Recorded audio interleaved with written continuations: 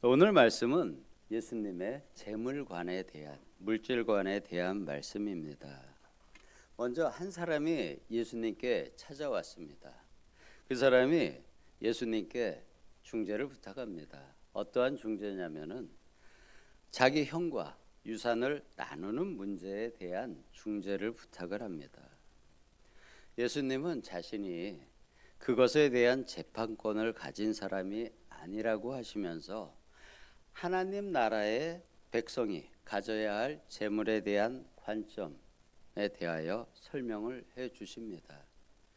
오늘도 먼저 비유로 말씀을 하십니다. 어느 해에 수출이 너무 많아서 곡식을 쌓아둘 곳이 없어서 고민하고 있는 한 부자가 있습니다. 여러분 같으면 어떻게 하시겠습니까? 이 부자는 새로운 곡간을 지어서 기존의 곡간에 넣지 못한 곡식을 보관하고자 합니다. 이것이 잘못된 일일까요? 지금의 자본주의 사회에서는 전혀 잘못된 일이 아닙니다. 오히려 많은 사람에게 그는 부러움을 받는 사람일 것입니다. 근데 예수님 당시의 사회에서는 지금보다 더 부러운 일이었을 수도 있습니다. 왜냐하면 지금보다 더 많은 사람이 굶주리는 시대였습니다. 그리고 심지어 곡식을 추수하는 그러한 수확기에도 먹을 것이 없는 백성들이 있던 시절입니다. 룻기에서 그러한 모습을 보게 되죠. 물론 룻기보다 예수님 시대는 더 이후지만 그러한 사람들이 역시 많았을 것이고 지금 역시 그러한 사람들이 있긴 합니다. 하지만 과거로 갈수록 그러한 사람들이 더 많았다고 역사는 이야기합니다. 이 당시의 유대 사회는 로마의 식민지 시대였고 내야 할 세금이 무거웠습니다. 또 그 당시에는 신구약 중간기를 지나면서 자기 땅이 없는 사람이 많았을 것입니다. 왜냐하면 신구약 400년 동안에 약 150년간 이스라엘 북쪽에 있는 페르시아 지방과 남쪽에 있는 이집트 간에 전쟁이 150년간 지속되면서 이스라엘은 많이 황폐해졌습니다. 그러면서 자기 땅을 가지지 못한 사람들이 더 많아졌을 것이고 세금은 시대가 가면서 더 많아졌을 것입니다. 그래서 그 당시에 세금을 거두어서 로마 정부에 보내는 세리라는 직업을 가진 사람들은 매국노로 취급을 받던 시절입니다. 세금이 부당하고 많이 무거웠다는 것을 증거하는 일 중에 하나입니다. 오늘 말씀 중에 예수님께서 이 비유 앞에 말씀하신 전제 구절이 15절 말씀이 있었습니다. 삼가 모든 탐심을 물리치라. 사람의 생명이 그 소유에 넉넉한 데 있지 아니하니라. 당시 사회에서 모세의 율법에서 말씀하기는 많은 곡식을 수확한 사람은 배고픈 백성에게 남은 곡식을 나누어 주어야 하는 것이 모세의 율법입니다. 이 법은 당시 백성들이나 아니면 지금의 사람들이 아닌 하나님과 예수님의 기준의 말씀입니다. 제가 이렇게 이야기하는 건 사람들의 기준은 그렇지 않았다는 것이죠. 말씀의 기준이 그러했다는 것입니다. 내가 먹고 남는 것은 먹을 것이 없는 이웃에게 나누는 것이 하나님 나라의 법이고 가르침입니다. 예수님의 말씀은 항상 이 하나님 나라의 기준을 말씀하십니다. 예수님은 부자들이 재산을 나누지 않고 쌓아두다가 어느 순간에 하나님께서 그 목숨을 거두어 가면 쌓아둔 재산은 아무 소용이 없다고 말씀하십니다. 오히려 나누지 않고 쌓아뒀던 자기의 재물 때문에 죽은 후에 하나님 앞에 가지 못한다고 경고를 하십니다. 쌓아둔 곡식으로 인해 몇 해 동안은 풍요와 안정을 누릴 수 있지만 하나님이 그를 부르셔서 심판대 앞에 섰을 때 그는 준비한 것이 없이 하나님 앞에 서게 되는 것입니다. 자기를 위해서 재물만을, 가족을 위해서만 재물을 쌓았던 사람은 하나님께 대하여는 부요하지 못하다고 21절에서 말씀합니다. 예수님께서 비유하셨던 말씀을 여기에 대비시키면 이렇게 되는 것이죠. 가이사 앞에서 쌓은 사람은 가이사 앞에서 부요했고, 하나님의 것을 쌓은 사람은 하나님 앞에서 부유한 사람이 되는 것입니다.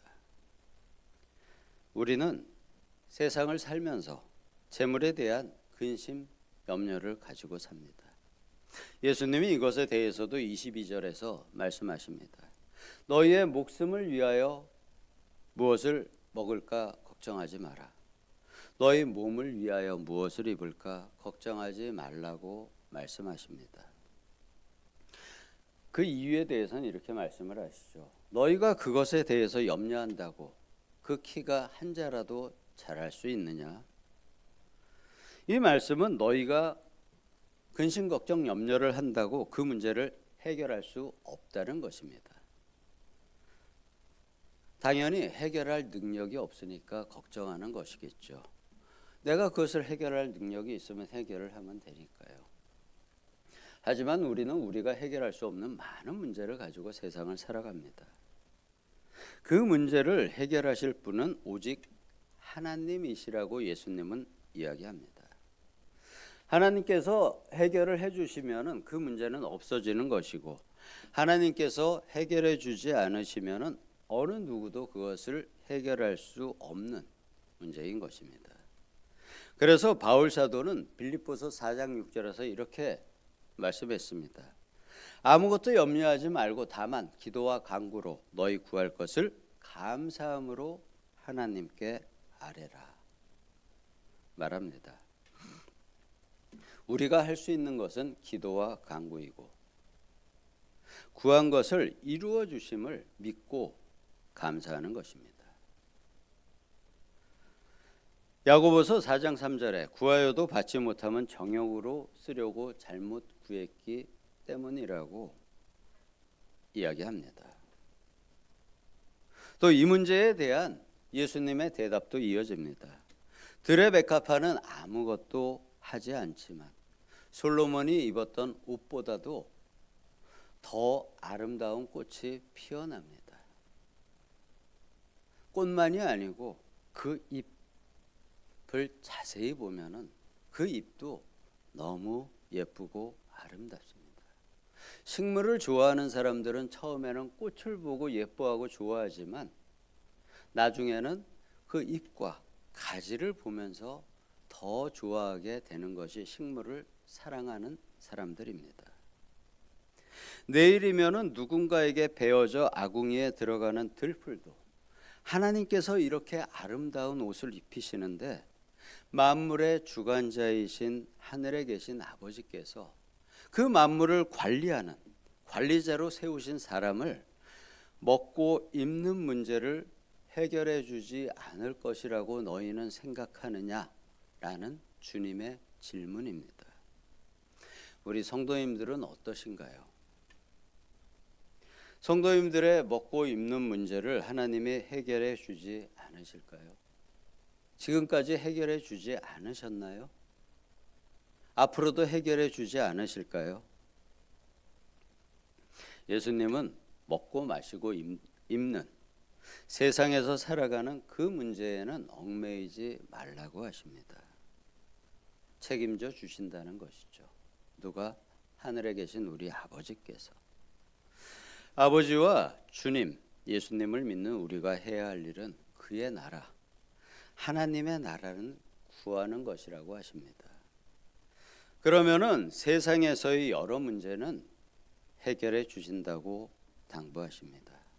그래서 내일을 염려하지 말고 오늘 너희의 소유를 팔아서 구제하라고 하십니다. 그냥 나에게 남는 것만 주는 것이 아니라 나의 것을 팔아서라도 먹지 못하는 백성을 구제하라고 말씀하십니다. 이러한 구제가 하늘나라에 채워지는 보물이 되어 적립됩니다. 이 땅의 통장에 쌓지 말고 하나님 나라의 창고에 쌓으라는 명령의 말씀이십니다. 오늘 말씀 마지막 구절에서도 이렇게 말씀하십니다. 너희의 보물이 있는 곳에는 너희의 마음도 있느니라. 이 구절은 반대로 이해하는 것이 더 쉬울 수 있습니다. 내 마음 향하는 곳에 나의 보물이 쌓인다는 것이죠. 내가 세상에 나의 물질을 쌓으면 세상에서 누리는 것으로 끝나는 것이고, 배고픈 이웃에게 쌓아놓으면 그것이 하늘나라에 쌓인다는 말씀입니다. 주님의 말씀은 어려운 말씀이 그렇게 많지는 않습니다.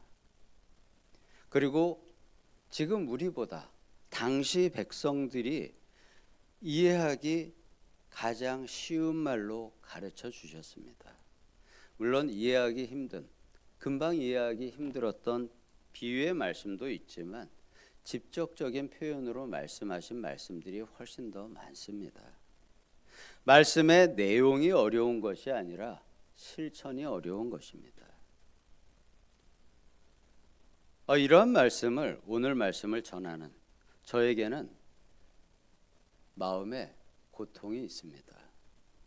말씀을 준비할 때도 그렇고 말씀을 선포하는 지금도 제 마음이 아픕니다. 아픈 이유는 제가 실천하지 못하는 말씀을 전해야 하기 때문입니다. 그러나 저는 말씀을 선포해야 하는 설교자입니다. 말씀의 전달자입니다. 주님의 말씀을 그대로 여러분께 전해드려야 합니다. 저희 가정에서도 제 자녀들에게도 제가 행하지 못하는 많은 말씀을 함께 나누고 또 서로가 선포를 합니다. 왜냐하면 그 말씀들이 저와 제 자녀들에게 영적인 목표이기 때문입니다.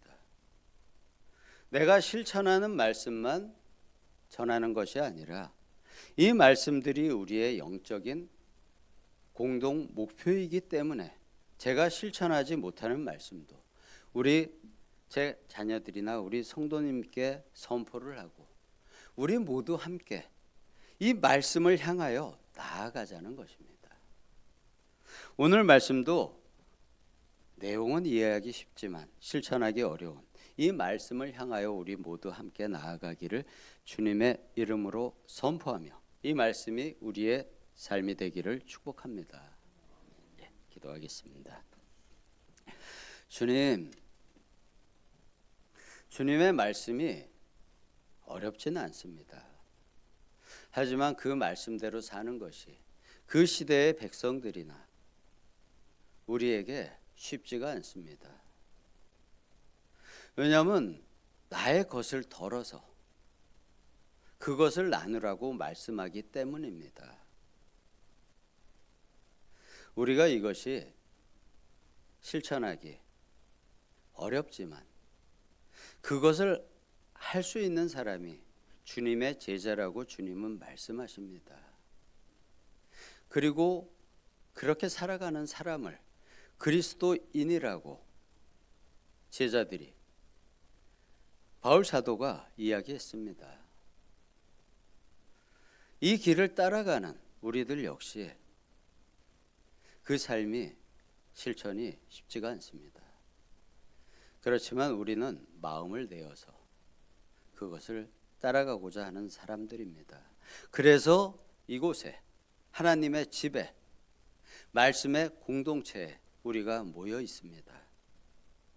우리가 마음을 내어 이것을 실천하며 살아갈 수 있기를 거룩하신 예수님의 이름으로 기도드립니다. 아멘.